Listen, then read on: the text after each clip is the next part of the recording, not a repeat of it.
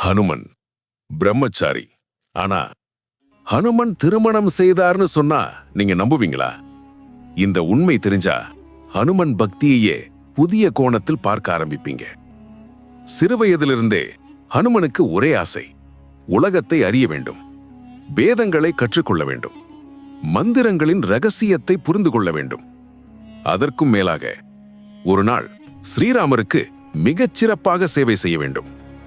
உண்மையான குரு யார் என்று யோசித்த ஹனுமன் பிரபஞ்சத்துக்கே ஒளி தரும் சூரிய பகவானை தேர்ந்தெடுத்தார். வானத்தில் பறந்து சூரியலோகத்துக்கு சென்று, குருதேவா, என்னை உங்களுடைய சீடனாக ஏற்றுக்கொள்ளுங்கள் என்று பணிவுடன் கேட்டார். சூரிய பகவான் சிரித்தார்.